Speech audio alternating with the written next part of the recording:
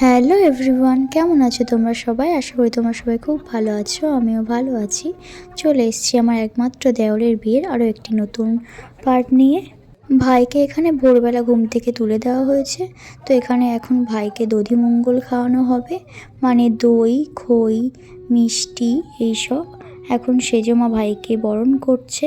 আর দধিমঙ্গলের মানে কি তোমরা জানো?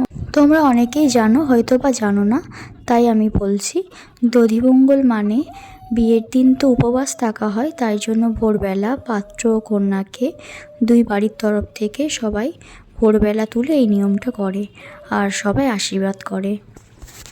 আর এটা বলতে পারো বিয়ের একটা শুভ সূচনা। এখানে বাড়ির বড়রা সবাই মিলে ভাইকে আশীর্বাদ করলো, বরণ করলো আর সবাই মিলে দই খই খাওয়ালো।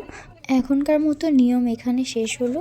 তারপর সবাই মিলে চলে যাওয়া হয়েছিল মা গঙ্গার কাছে জল সইতে। ভোরবেলা একবার যাওয়া হয় আর মা গঙ্গাকে নিমন্ত্রণ করা হয়, আগের দিনও করা হয়েছে। তো আজ তো বিয়ের দিন সকাল, তো বিয়ের দিন সকালে মিলে সবাই মিলে জল ভরতে যাওয়া হয়েছিল। তারপর জল ভরা শেষে পাত্রের মায়ের আঁচলে একটি রুমাল বেঁধে দেওয়া হয়েছিল। এই নিয়মটা কেন করা হয় আমার ঠিক জানা নেই, তোমরা জানলে অবশ্যই কমেন্ট করে জানিও। আজ ভিডিওটা এই পর্যন্ত থাকলো, দেখা হবে সেকেন্ড পার্টে। তোমরা সবাই ভালো থেকো, সুস্থ থেকো, টাটা।